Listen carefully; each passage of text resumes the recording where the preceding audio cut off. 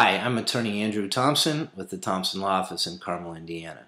In our final segment relating to issues of mortgages in Indiana, foreclosure, and defenses to foreclosure, we're going to talk about this requirement of a settlement conference in Indiana. A settlement conference is a very important and valuable tool to a homeowner. You need to take advantage of your rights to a settlement conference as soon as a foreclosure action is filed. If you have been received a summons in foreclosure, the very most important thing for you to do is when you retain counsel is to make sure that they are going to ask for a settlement conference and to put that on the calendar. What a settlement conference puts back into the laps of the lender is requirements that they come to the table in good faith, that they show you, number one, that they have a proper accounting of your loan and what that accounting is and produce statements to show it.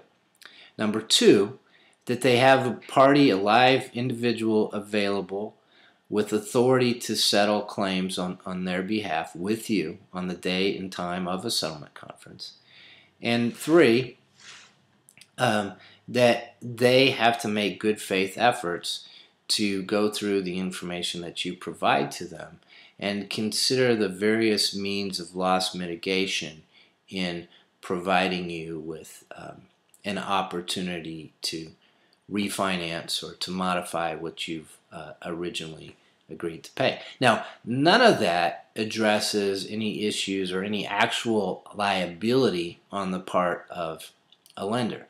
So why is it so important? Why is the settlement conference so important? I mean, I see a lot of settlement conference situations where the bank actually meets its requirement. It produces the proper statements and documentations that it's required to under the law. It asks you for your documentation. It goes through the process actually in good faith and then finds out it's not capable of underwriting a loan that you would be able to qualify for. And therefore, the settlement authority of the person that's available isn't worth too much because all that authority is to agree to execute a modification for a loan that can be underwritten, okay? Because that's really all a lender can do. But it's a process, and that's the huge benefit, because once you initiate the process of a settlement conference, several other things are going to kick into motion. First of all, what you've done is you've delayed, moved back, perhaps even avoided what normally happens in a foreclosure action, which is that once the case is filed and you're properly served with notice of the foreclosure action, the lender moves directly towards summary judgment. And as soon as they get summary judgment, foreclosure is in place, and then they can move to a sheriff's sale. Okay. Instead, however, if a settlement conference has to take place and you can't get anywhere with the settlement conference, you have to report back to the court. And very, very often what you report back to the court is that there's issues on the table that the parties still need to address.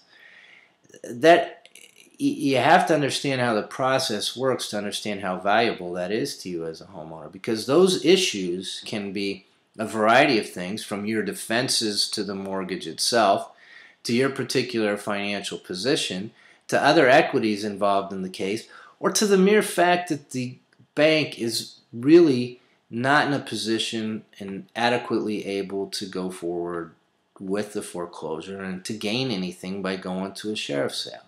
What I've found in many of these cases is that the best deal, the best bet for the lender is to work out something with the current homeowner who's willing and able to cover more of the debt than the lender could get at a sheriff's sale, and they wouldn't have to go through the process if they come to agreement on those terms. Now that takes a while because the underwriting is the hard part of all this. And sometimes what the lender has to do is go back to third parties, or maybe even the borrower has to go back to third parties to work that out. But there's a whole host of things that can happen, and that's only one of the common ways that cases ultimately get resolved. And to many homeowners, the mere fact that the settlement conference is in play means that they're going to get a significantly extended period of time to stay in their home. So there's a lot of advantages to you in asking for your right to a settlement conference if a foreclosure action has been filed against you. It will generally enable you to position your defenses to the creditor in a much better way than you could if you didn't have a settlement conference. It'll give you additional time to work with the court and to report back to the court on what you're doing. And it also gives you additional time to come up with good alternative solutions to the problem. So the settlement conference is a very valuable tool to you as a homeowner. I'm attorney Andrew Thompson with the Thompson Law Office in Carmel, Indiana. Please call our office today and let's talk further about your own situation. We're at 317-564-4976, or feel free to call us toll-free at 877-365-1776. Thank you.